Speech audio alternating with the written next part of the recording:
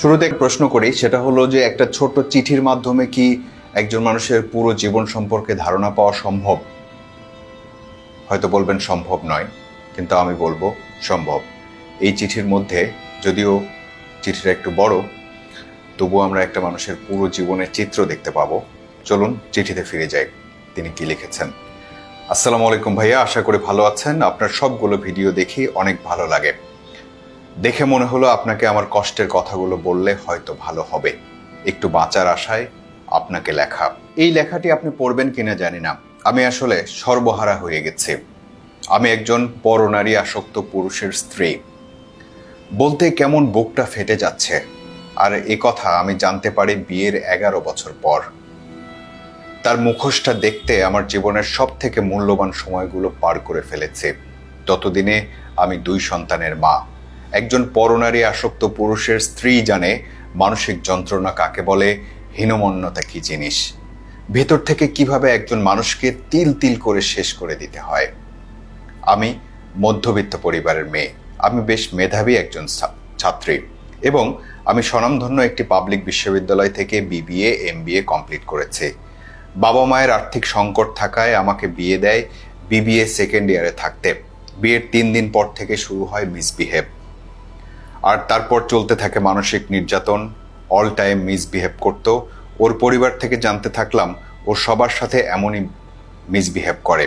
নিজেও দেখতাম ফ্যামিলিতেও সে ভীষণ রকচটা নামে পরিচিত। সে একজন ব্যবসায়ী, রিক্রুটিং এজেন্সির।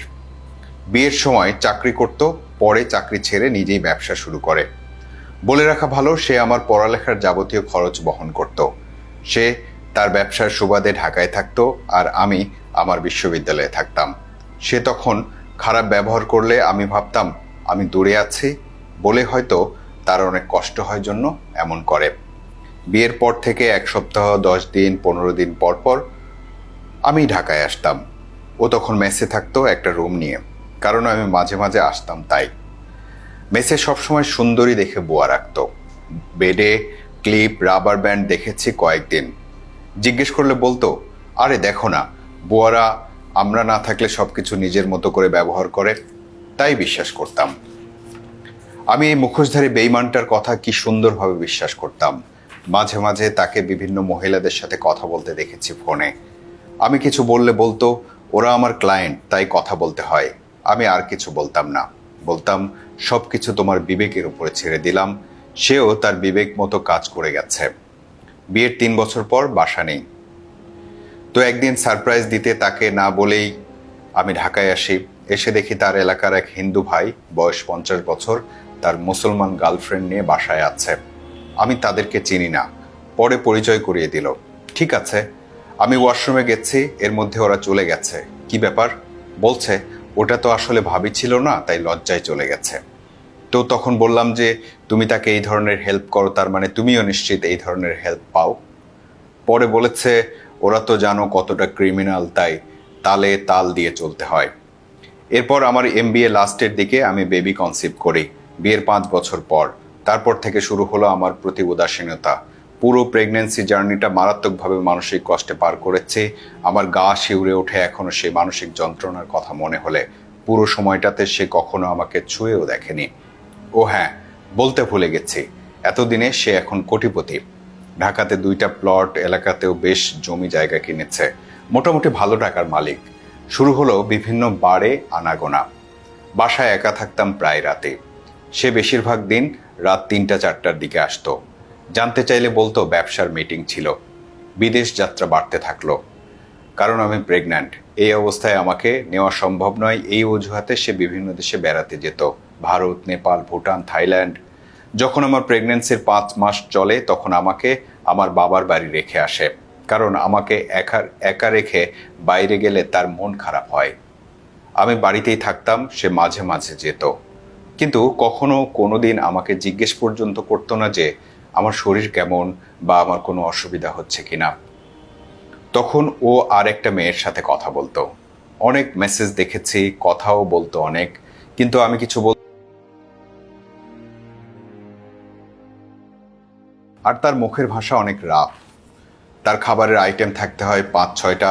রান্না করতে অনেক কষ্ট হলেও কারু তার উপরে কিছু বলার সাহস নেই, কারণ সে অনেক টাকার মালিক। তবে আমার চেক আপ বা চিকিৎসা খরচে কখনো দ্বিধা করেনি। একদিনের কথা অনেক মনে পড়ে। তখন আমি 9 মাসের অন্তঃসত্ত্বা। বেবি হওয়ার টাইম হয়ে এসেছে। আমি নিজেই নড়তে পারতাম না। সেবার প্রচণ্ড শীত পড়েছিল। আমি বাবা মায়ের সাথে বসে ভাত খাচ্ছিলাম রাতে। ঠিক সেই সময় সে বাহির থেকে আসলো। এসে রুমে ঢুকে কম্বল মুড়ি দিয়ে শুয়ে পড়েছে আর আমাকে বলছে তাকে খাওয়ায় দিতে। তো আমি বললাম আমি ভাত খেয়ে দিচ্ছি। পরে সে অনেক জোরে জোরে বলছে, আমার ঘুম আসছে, এখন আমি তোমার খাওয়ার অপেক্ষায় বসে থাকবো। পরে আমি উঠে তাকে মুখে তুলে খাইয়ে দিচ্ছি আর সে কম্বল গায়ে শুয়ে আছে। আমি নীরবে কাঁদছি, কিন্তু তার কোনো খেয়াল নেই।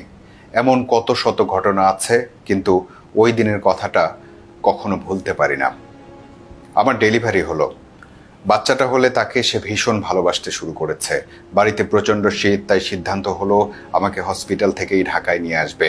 9 দিন পর ফ্লাইটে ঢাকা এলাম। 13 দিন পর যেটা শুনলাম তা থেকে আজ অবধি আর বের হতে পারিনি।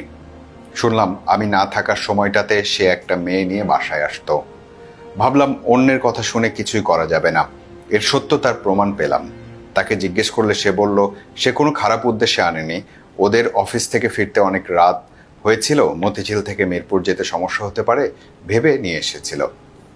ভেতর থেকে নিঃশেষ হয়ে যাচ্ছিলাম, কিন্তু কাউকে কিছুই বলতে পারতাম না। এভাবেই চলেছে। তার 2 বছর পর একদিন সে আমাকে তার ফোনে কিছু একটা দেখাচ্ছিল। ঠিক ওই মুহূর্তে একটা মেসেজ এলো। ভাষাটা এমন, তুমি যদি আমাকে চাও তাহলে তোমার বউকে গ্রামে পাঠিয়ে দাও, না হলে আর একটা বাসা নাও যেখানে তুমি আর আমি থাকবো। মাথায় আকাশ ভেঙে পড়ল। সেবার সবাইকে জানালাম। বাবা মা বলল একটু ফেরানোর চেষ্টা কর। তাই করলাম। তাকে কোরআনের শপথ করে নিলাম। আমি আমার বাচ্চার মুখের দিকে তাকিয়ে ভাবতে থাকলাম, ওর পাপ ও করবে, করুক, আমি আমার বাচ্চার জন্য সহ্য করি। তারপর আবার দীর্ঘদিন খোঁজ নিতাম না এসবের। আমি চাকরি করতে চাইলে সে কোনোভাবে আমার চাকরি করতে দেয়নি আমাকে। আমি জব প্রিপারেশন নিতে দেখলে, আমাকে পড়তে দেখলে সে ভীষণ রাগ দেখাতো। তাই বাদ দিলাম চাকরির আশা। এরই মধ্যে আমি দ্বিতীয় বেবি কনসিভ করি। এই সময়টাতে আমি খুব অসুস্থ থাকতাম। এবার সে কিছুটা মানসিক সাপোর্ট করেছে। দীর্ঘদিন তার ফোন চেক করা বা তাকে ওই বিষয়ে কোনো কথা বলা ছেড়ে দিয়েছি। তাই সব কিছু ঠিকঠাক চলেছে। এখন ছোট বেবিটার বয়স 2 বছর, বড়টার 6 বছর। আমার কাজিন এসেছে বাসায়। সে ডিভোর্সি এবং আমার 13 বছরের ছোট। সে ছলে বলে ওর গায়ে হাত দেওয়ার ট্রাই করেছে। জিজ্ঞেস করলাম। সে বলল, আরে ফাজলামে করে শালি হয় বলে ঠাট্টা করেছে, তাতেও তোমার সমস্যা? এবার তার প্রতি ঘৃণা শুরু হলো। মনে হলো বিষয়টা একটু নজরে আনা দরকার, কারণ এটা রীতিমতো একটা সামাজিক অবক্ষয়। যেটাকে সব থেকে বেশি ঘৃণা করে এসেছি সেটার সাথেই আপোষ করতে হচ্ছে। বিষয়টা এবার মাথায় নিলাম। প্রমাণ জোগাড় করতে হবে, তা না হলে নিজেকে অপরাধী মনে হবে। যেহেতু 2টা বাচ্চা আছে, ওরা বড় হলে ওদের কাছে যেন জবাবদিহি করতে পারি। তার 15-20 দিন পর সকালে তার ফোন চেক করে দেখি হোয়াটসঅ্যাপে মেসেজ এসেছে, কি করেন, ডাক্তারের সাথে কথা হয়েছে? সন্দেহ হলো। ট্রু কলার দিয়ে দেখলাম এটা একটা মহিলা। তারপর দিন সে যেহেতু যিনি চিঠি লিখেছেন তিনি জায়গার নাম উল্লেখ করতে না করেছেন। তারপর দিন সে একটা জায়গায় যাবে ব্যবসার উদ্দেশ্যে।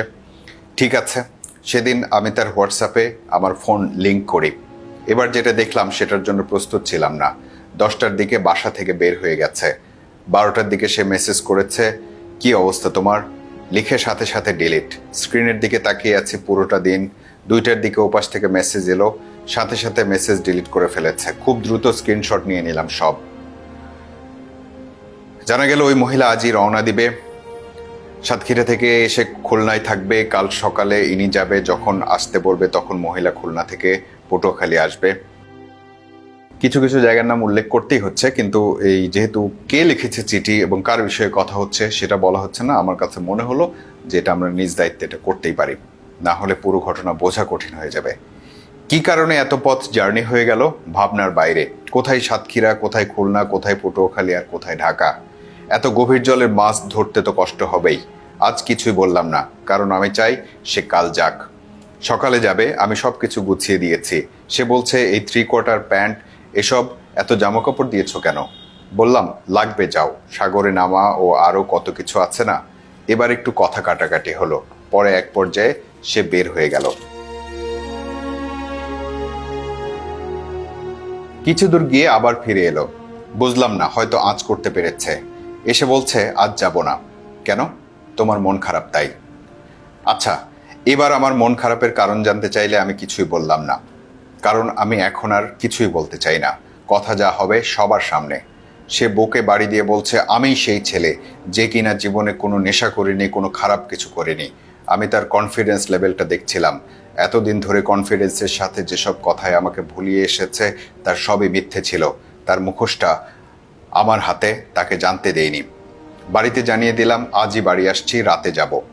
সন্ধ্যায় তার এক বন্ধুকে নিয়ে এসেছে আমাকে থামাতে। সে এসে বলছে, সংসার জীবনে অনেক কিছু সহ্য করে নিতে হয়। তারপর বাড়িতে গেলাম, ভাবলাম এবার প্রমাণ করেছে, এবার হয়তো বাবা মা আমাকে সাপোর্ট করবে। কিন্তু না, আমার চোখের জল তাদেরকেও হৃদয় স্পর্শ করেনি।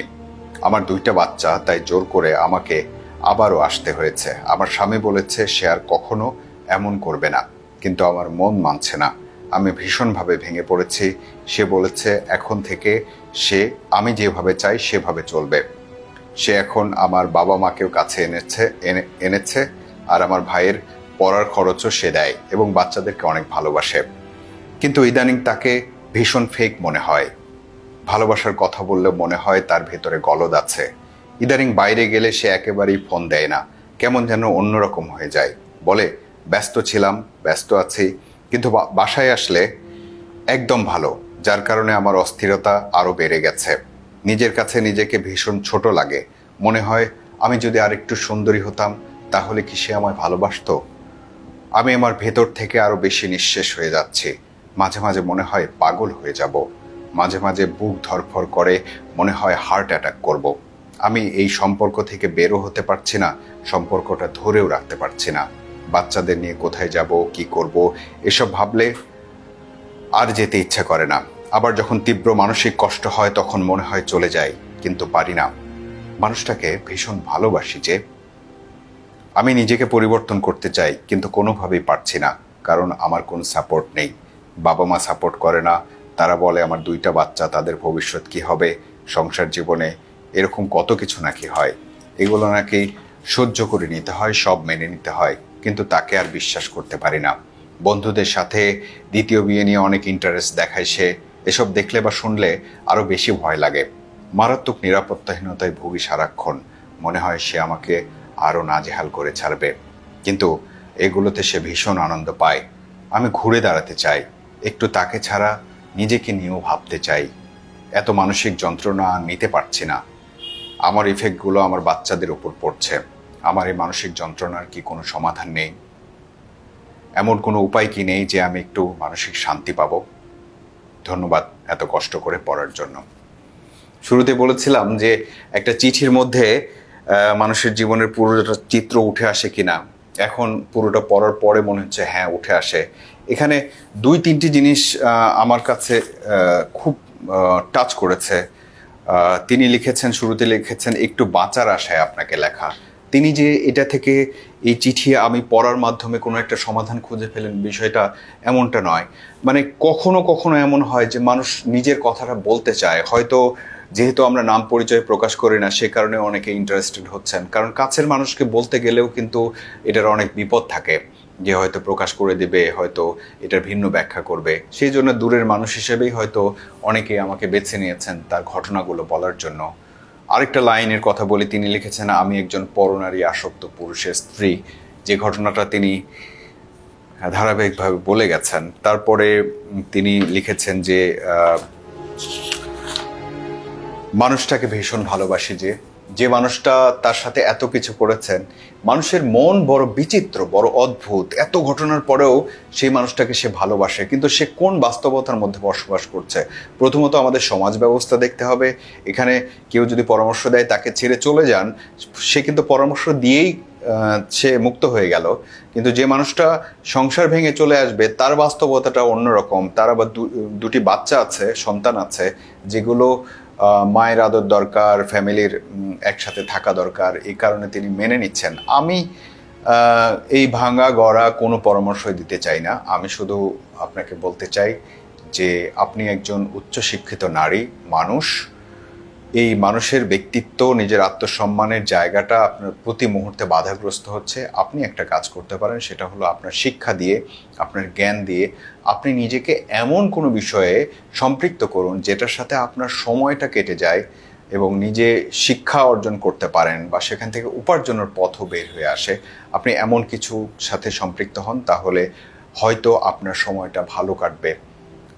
এবং আমরা আশা করি যে যার সাথে এত কিছু আপনার, কিন্তু যাকে আপনি অনেক ভালোবাসেন, যেতেও পারছেন না, থাকতেও পারছেন না, এই যন্ত্রণা থেকে আপনার সময়টা ওই প্রোডাক্টিভ কাজে ব্যয় হবে এবং একটা সময় দেখবেন যে আপনি যখন নিজেকে নিয়ে ব্যস্ত হয়ে যাবেন তখন হয়তো সেও ফিরে আসবে। আমরা সেটাই প্রত্যাশা করি।